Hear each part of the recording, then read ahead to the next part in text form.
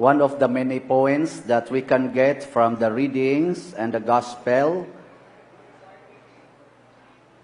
is the statement of John the Baptizer, who says, "So this joy of mine has been made complete." So mga igsoon o binisayon kining ako karong kalipay hingpit. Doon na ba'y possibility nga mahimong hingpit ang atong kalipay dinhis kalibutan? What do you think? Is it possible to have a complete joy here in this life? Yes or no? How's your joy right now? Is it complete or incomplete? Maayo. Kanang complete ang joy, kanang tao nga di nagyod masuko. Kanabang bisag ludan pang iyang naong din agyod masuko. Mao na nay complete joy. And that is the life of John the Baptist. Sa dihang gipriso siya, gikadinahan, hangtod giputlas liog, wa gyud masuko si John the Baptist. Nya kamo, do you have that kind of joy that conquers all anger? Di na ba gyud mo masuko? Testingin ang tupad nimo. Sulay lang og tamparos, bisag hinay lang. Unyag di kay masuko, i-congratulate. Kay naa na siya perfect joy. Ninduta ka ang tanang ginikanan na ay perfect joy, din agyod nila kasab-an ilang anak. Sige na lagtanaw computer ang anak, sigig duwa, di nagyod masuko ang mama. Ninduta ka Nya din agyod niya pugson nga mo eskwela, magsige ra katog ang mga bata, di gyud pugson mo eskwela. Dili na pugson nga manglimpyo, di na pugson nga manghugas, kay di na gyud masuko. Nya naa mo ana. Nagakinahanglan mong Santo Niño. In our theme for this year's festivities of Santo Niño, kay bawo mo ko sa atong theme? Unsa man? Santo Niño.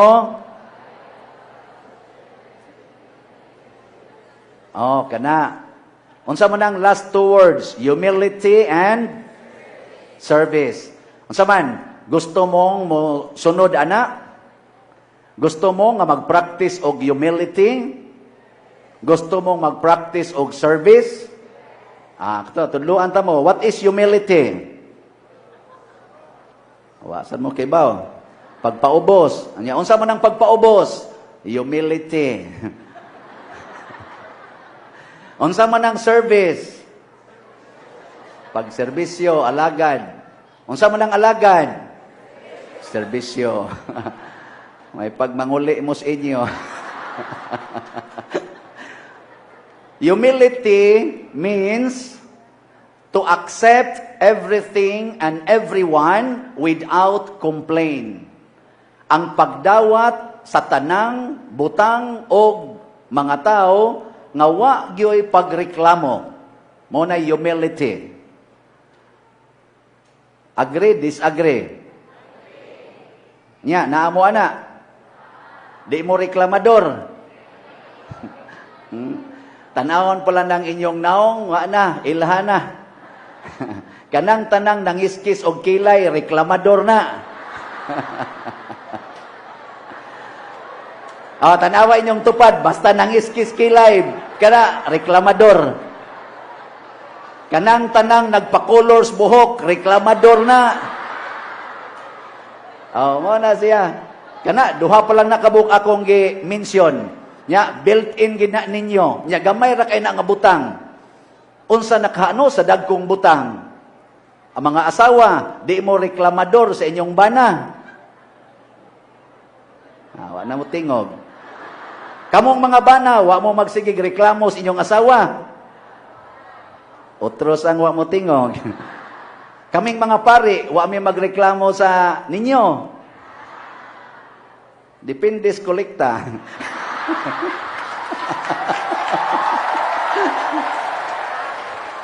Pero dinhi Santo Niño ay problema. Kami mga dayosisan, galaway lang taon. Oy, di sa namoy among concern, oy, nagtuo sa mong kanaray among concern. Ang among concern, mao ang inyong kaluwasan. Dili ang inyong ihatag sa sibot, kung dili ang inyong gugma sa paghug diha sa sibot. Agatuo lang yun mag-ingon mo, nagtuo lang yun mo ingon mi anak kamabaw. Mura sag tinuod, no? Pero mo ginay tinuod. So karon, unsa may sunod? Kamong mga anak, ayaw mo pagsigig reklamo sa inyong mga ginikanan. Kay daghan kayong mga anak nagasigig inat sa ilang ilong ug naglagot nganong piyanga ug ilong ang ilang ginikanan. Daghang mga anak karon nagasigig paputi sa ilang mga naong ug nagreklamo nganong brown ang color sa ilang ginikanan. Dawata in tao na ninyo mga anak ang inyong ginikanan kay di pa tungod ana wa gid unta moron dinhis kalibutan. Atong pakpakan atong mga ginikanan mga igsuon. Ingnan ang inyo dihang tupad nga mamagpapak, congratulations. Kay nakaanak kag reklamador. Unya, unsa man ang serbisyo? Service means alagad lagi, pero unsa man gina ang iyang meaning? To render service, to address the need of someone without asking anything in return. Meaning, you render service to address the need of somebody and do not expect anything in return. O niya, gahimo wana. Kamong mga empleyado, hatag mog serbisyo, pinaagis inyong trabaho, ngadtos inyong mga employers. Ayaw mo pangayo og sweldo. Kana, maunay service. Mangayo gani mo og sweldo, aga negosyo na mos inyong pag-alagad. O, ana, mo na sugo ni Kristo. Ningon Kristo, you receive it, or you receive this as a gift, then give them as a gift. Unsa may pasabot niya na, ang atong talent, time, and treasures, gift na sa Ginoo. Nya ihatag lang pud na as gift. Pero doon na siya gisumpay, ay mo kablaka. Niingon ang Ginoo, just receive whatever they give you. Ana. So kamong mga asawa, serbisyo mo sa inyong bana, pero ayaw mo pangayo something in return from your husband. Kung ikaw mo alagad sa imong bana, niya ang imong bana adto mo alagad sa silingan, just accept. So kung muadto na siya sa silingan, di siya mo bawas o galagad nimo, gamita dayon ang humility to accept everything and everyone without complaint. Ana, kamo sa mga bana hala-alagad mo sa inyong mga asawa, ayaw gid mo pangayo og bawas. Muna inigalagad nimo, nya inig kagabi igkablit nimo, iwakli ra ka, itikong lang sa spikas kilid. Nya ing na lang, Lord, nganong nakaasawa pa man kog ingon ani. Pero this cannot change my love for her. Lindota, no? Ana man mga bana. Mudayon mog text, ay. Dayon mog text ngadto sa inyong mga friends in Facebook or in cellphone. Moingon din mo, I am rejected tonight. I am very, I felt rejected, insulted. I am in pain. Nya, isend din animo to 20 women. Nya, nada yung mo reply, why did you feel rejected? How about your partner in life? Nya, maingon din ka nga, nasayop kog pili aning yawang dako. Nya, mubaw sa tong imong gitiksan, maingon sa to, ayaw pagpabilin og kuyog anang mga yawa, kay naay daghang mga anghel sa kalibutan. Nya mubaw sa dayon ka, sus kung naa pa lang gid untay anghel, kanindot na gid untang itabok ngadto. Nya maingon dito siya, nganong mangita pa man ka, ngania naman ang usa ka angel nag-text naman nimo. Ana dayon. Wa na. Mao nay buhaton namong mga pare, mo text dayon me. Pero adto may mo text sa Ginoo. Nga Lord, I feel very lonely tonight. Nya mingon sad ang Ginoo, ay kabalaka kay ang mga madre mausad. Sa sila. Onya ini kahibaw na mo ana, ma-inspired dayon me. Ay salamat Lord. Do na gid ay mi counterpart. Pero di mi mo text sa Madrid directly. Amo na lang ingnon, Lord, ika nila sulti ni sister. Nga we are together in your hands. Ana, mo nang di gimi kasa. Nakaron, if you serve humbly and you always do that with sincerity, then your joy will be complete. Because that is the life of Jesus. Jesus came to serve, and He served humbly. Giunsa man niya pag-serve, gidawat niya ang tanan, apil na ang mga Judas sa iyang kinabuhi. Si Judas, kuyog biato niya. In the first reading, gimension diri ni St. John, niingon siya nga, let us pray for sins which are not deadly. But for deadly sins, we cannot pray for that. Unsa may buhato nato para sa mga sala nga makamatay, kana bang dagko nga sala. Di naman na pwede iampo. Kanang na nagsuyop diha, di na nimo pwede iampo, dako kay nang salaa. Kanang sala sa pagbaligya anang drugas, kanang sala anang korupsyon, kanang sala sa abortion, kanang sala sa divorce, kanang sala sa pagpamatay og tao. Di na pwedeng iampo. Nga naman, kay di na sila dutlag ampo. Unsa may angay buhaton? Hibaw mo. Wa sa ko kay bawo, kay wa masag gibutang diri. Pero sa ilo ako kay wa ko kay bawo. Pero ako na lang ning bana-banaon og mooyon mo nara ninyo. So ang atong buhaton kay di naman ni madag ampo, ato na ning higugmaon. Let us love these sinners. Mao na ang mga adik padul-i didto. Higugmaa. Nya kun mukuyog nimo dadas inyong balay. Kanang mga dihang mga snatchers, kanang mga kawatan nga buwa na giila bisag kinsa kawatan, apil pari kawatan, dad-a ngadto sa inyong balay. Nya didto siya pabatia o grabe kayong paghigugma. O di ba? Nya okay na ninyo. Dili mga yawanon mo. Tanawas Jesus unsa iyang gibuhat pag-anhin niya. Di naman madag ampo ang mga tao kay perting dagkuagsa. Iyang gihimong barkada, ang mga prostitutes, ang mga drunkards, ang mga lepers, ang mga tulisan, ang kawatan, iyang gihimong barkada sa iyang kinabuhi. Ang resulta, lansang siya sa krus. Nay, pilit oy.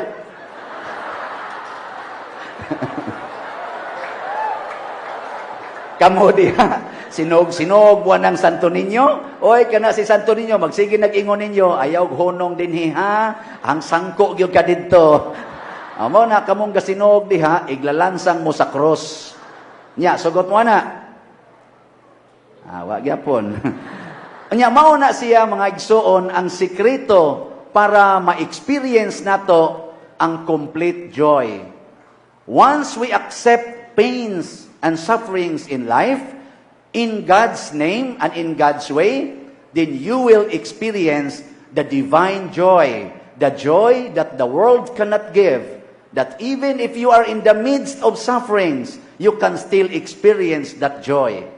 Kanabang kamo mga asawa, makabana mo og musuyop, unya mo inom, mangulata pagyod, nya imong i-offer nas Ginoo, bisan pagkulatahon ka nagmaayo, magsige ra gyapon kag smile.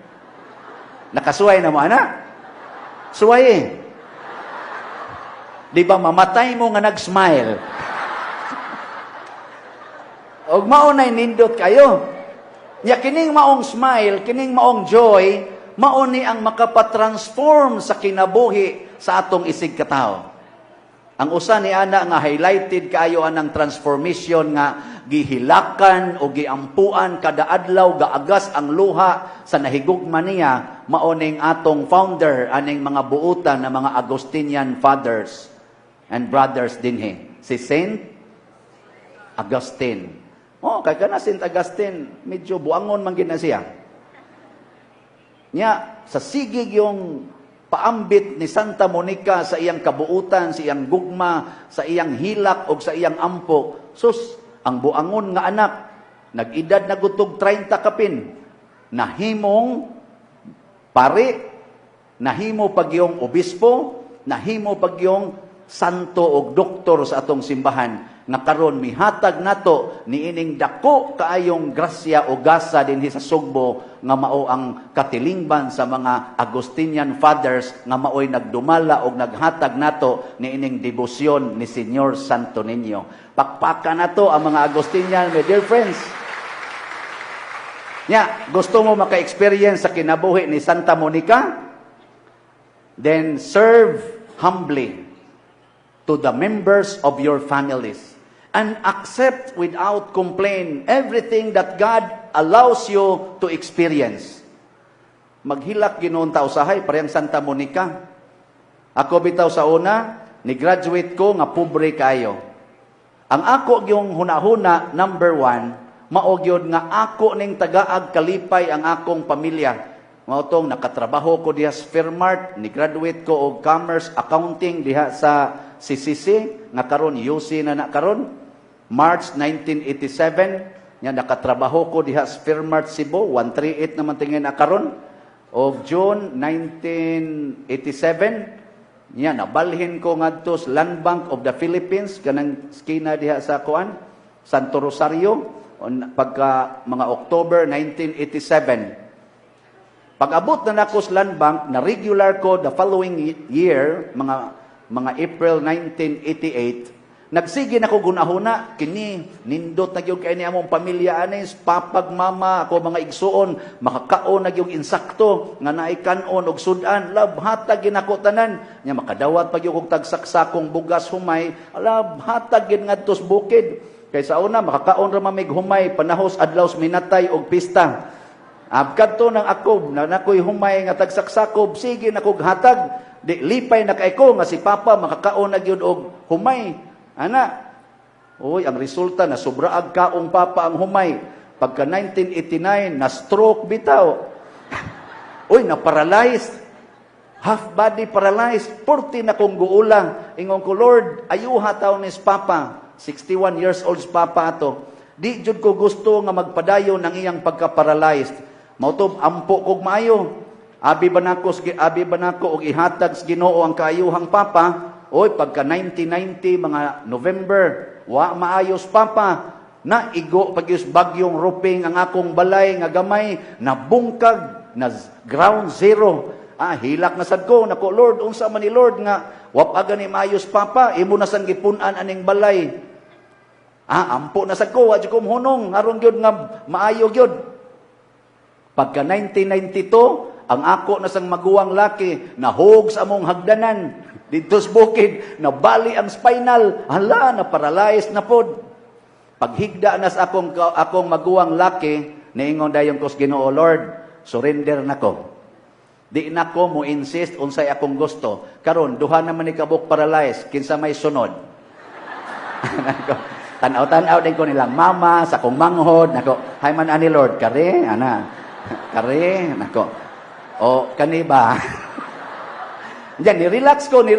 Ako na yung ginawat. Tudloi ko, Lord, unsay akong buhaton kada adlaw. Unsaon ako pag-atiman ng paralyzed nga half body. Unsaon sanin ako pag-atiman ang paralyzed nga whole body. Nalingaw ko mga igsuon. Hangtod lingaw na kay kong muatiman sa paralyzed. Wa na ko mangandoy nga maayo pa sila. Kay lingaw na kay ko sa pag-atiman. Ang resulta, pagka 1994, gi-enlighten ko sa Ginoo nga musod ko pagkapari. Wa day ko mutuo, nako di ni tinuod oy kay ni agon ni mga paralyzed. Uy ni kusog magmayo. Pag 1995 ni so dayon ko sa seminaryo, gibiyaan nako ang mga paralyzed. Kay mao may pagbuot sa Ginoo. Di Tuman lang ko. Unsa may resulta? Kibaw mo. Wa. Patay des papa. Nako ni aram dining solusyon di ay. Awa ko ni ana oy. Nakadawat gyapon ko, nakadto kabubuton sa Ginoo. Nya hangtod yon nga nipadayon ko og nahimo na kong pare. Akaluis Ginoo ang akong maguwang napa, buhi pa. Usaray kaswalti. Pero ako napare ko. O karon unsa may resulta? Wa nay na paralyzed. Sige na kog tabang og mga paralyzed nga dili na membros among balay. Ano ta kayo? Sige na kog tabang og mga estudyante nga wa ka eskwela pre na kusuna tungod kay dako naman kay kuog kolekta. Di man pareha atong trabaho pa kusuna 15 ra mag 30 nako madawat karon kada dupa inig sirak dawat dayon.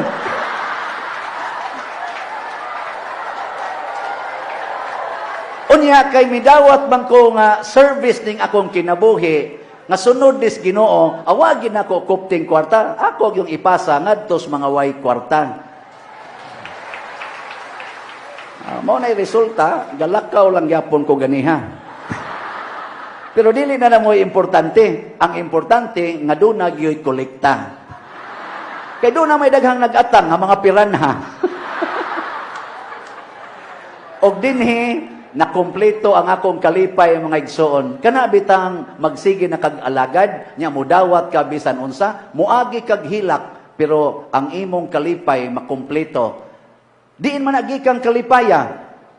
Gika na sa nagsugo nimo nga mao ang Ginoo. And if God gives you joy, it is complete joy. He will not give us partial joy. Pero kada ka mangitag joy anang imong bana, sus hatagan lang ka nagpila ka oras. Anha kas imong asawa, samot na. Tanawa lang na. Naong si imong asawa. Makalipay ba na nimo? Og di na mamintals naong hastang luura na gid anag. Pero ayaw tanaw ng naong si imong asawa, tanaw sa Ginoo, nya inang Ginoo, Lord, bana ko. Insa kisa may imong asawa siya kani, insa higugmaan na, insa yes Lord, di ba igsunod nimong tanaw, haskang gwapahas imong asawa. Bisag di pa mamintals naong, gwapa lang gyapon. Because the grace of God is in your heart. Wa gyapon mo makonvince. So, sige, manindog na ta. Naigaling ko.